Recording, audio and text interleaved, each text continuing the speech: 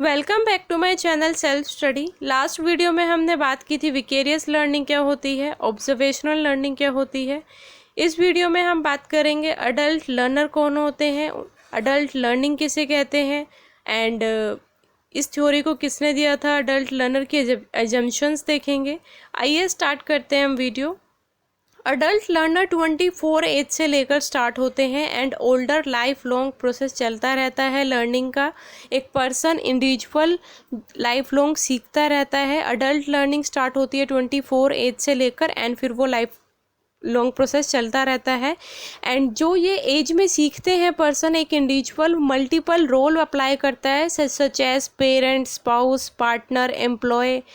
इस एज तक आते आते पर्सन जॉब में अप्लाई करते हैं, एक एम्प्लॉय होते हैं, पर्सनल लाइफ में भी ग्रो करते हैं। तो उसी चीज़ को सब मिक्स करके इसको बोलते हैं adult learners. What is adult learning? Adult learning क्या होती है? Adult learning is simply a situation where adults are pursuing education. एक ऐसी एजुकेशन जहाँ पे बड़ा बच्चा खुद की एजुकेशन को सीखता है, अपने स्किल्स को डेवलप करता है और नए स्किल्स को सीखता है, अपने जो भी उसने अब तक सीखे होते हैं 24 एज से पहले पहले उस अपने लाइफ के एक्सपीरियंसेस को सब कुछ मिलाकर अपनी नई चीज़ें सीखता है, एजुकेशन को करता है, उसको बोलते हैं अडल्ट लर्निंग। एक बच्चा जब बड़ा होकर पढ़ता है तो उसको बोलते हैं अडल्ट लर्निंग।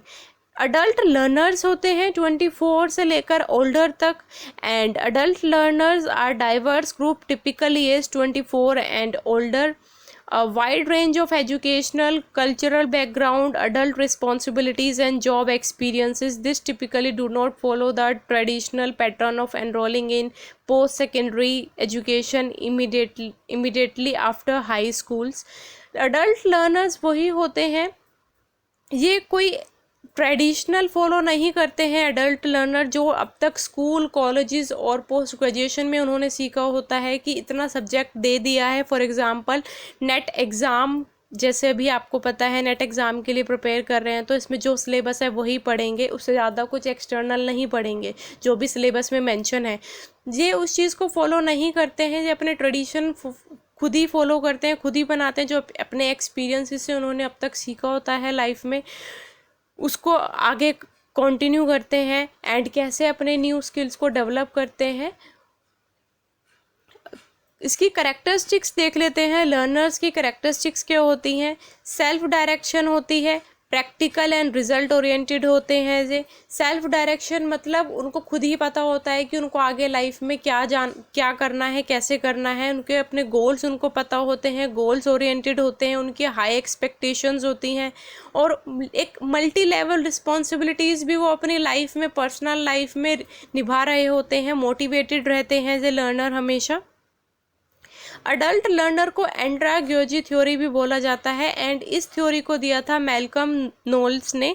इनकी कुछ एजम्पशंस हैं अडल्ट लर्नर्स के ऊपर, वो देख लेते हैं। एज अ टीचर, एक टीचर को पता होना चाहिए कि जिस स्टूडेंट को वो सिखा रहा है कि उसके उस स्टूडेंट्स के बारे में पता होना चाहिए। स्टूडेंट्स का नेचर कैसा है, वो कैसा है, कैसा नहीं है, पॉजिटिव है, नेगेटिव है, कितना कैपेबिलिटी है उसमें सीखने की। तो वो इन सब चीज़ों के बारे में बात करेंगे।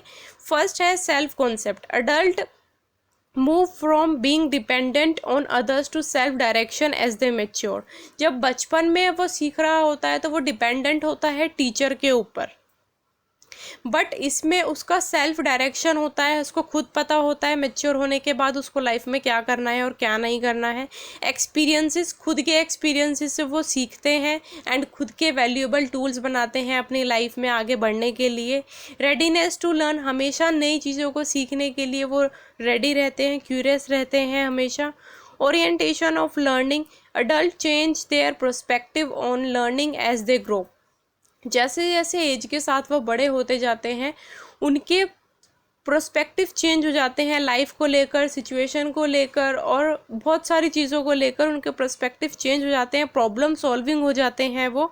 एंड हमेशा मोटिवेशन टू लर्न हमेशा वो अंदर से मोटिवेटेड रहते हैं। बचपन में क्या होता है कि बच्चों को मोटिवेशन बाहर से दी जाती है। फॉर एग्ज़ाम्पल जब पेरेंट्स बच्चों को अपने बोलते हैं कि आप होमवर्क कर लीजिए तो हम आपको रिवॉर्ड देंगे, या फिर बोलते हैं कि अगर आप पेपर में अच्छे मार्क्स लाओगे तो हम आपके लिए ये प्राइज़ लेकर आएंगे, ये प्राइज़ लेकर आएंगे। तो बच्चों को मोटिवेशन रहती है कि अगर मैं अच्छे मार्क्स लेकर आऊँगा तो मेरे पेरेंट्स मुझको प्राइज़ देंगे।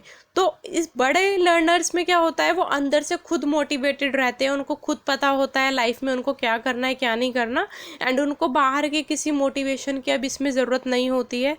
Educators are inherently responsible for putting these assumptions into practice in the classroom. Teacher को पता होना चाहिए कि वो अपने क्लासरूम में किस तरीके का एनवायरनमेंट बनाए, एजम्पशंस बनाए, ताकि वो अच्छे से बच्चों के साथ इंटरेक्ट कर पाए एंड बच्चों को एक अच्छी एजुकेशन दे पाए। फर्स्ट है positive classroom climate centred around cooperative learning.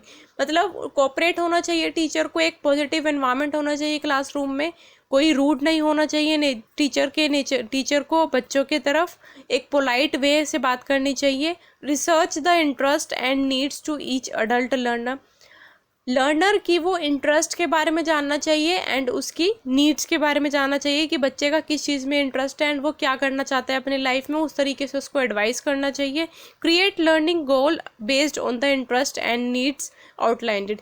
मतलब जो बच्चा करना चाहता है उसके उस तरीके के गोल्स उसको सेट करवाने चाहिए एंड उसको इम्प्लीमेंट करवाना चाहिए।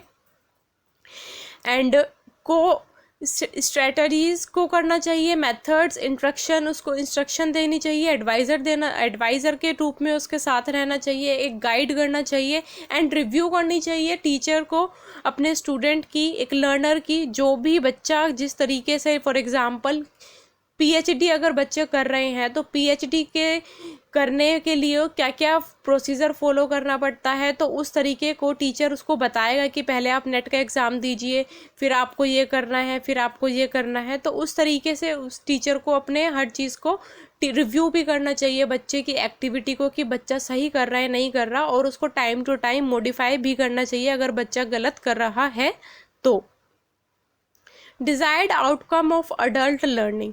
अब अडल्ट लर्निंग के आउटकम्स क्या क्या होते हैं। फर्स्ट है सेल्फ नॉलेज, बच्चे को खुद की नॉलेज हो जाती है, खुद को पता होता है उसकी कैपेबिलिटीज़, इंटरेस्ट, वीकनेसेस, स्ट्रेंथ के बारे में पता होता है उसको।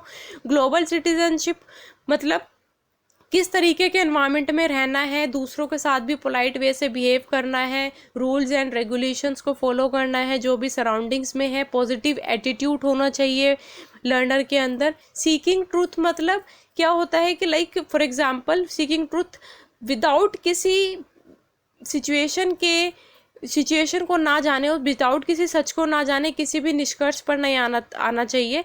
सबसे पहले मैच्योर अडल्ट लर्नर में इतनी समझ आ जाती है, पहले वो सच तक जानना जाते हैं, तब बाद में वो उस पर कुछ एक्शन करते हैं, या फिर प्रॉब्लम्स को, जैसे रियल लाइफ जो प्रॉब्लम्स होती हैं, पहले वो प्रॉब्लम की जड़ तक जाते हैं, फिर बाद में उसका वो सॉल्यूशन ढूंढते हैं एंड फिर वो अप्लाई करते हैं अपनी लाइफ में। पर्सनालिटी, अपनी स्ट्रेंथ और वीकनेसेस पे काम करना चाहिए, स्ट्रेंथ्स पे काम करके और नई स्किल्स को लर्न करना चाहिए, वीकनेसेस जो हैं उनको भी कम करना चाहिए।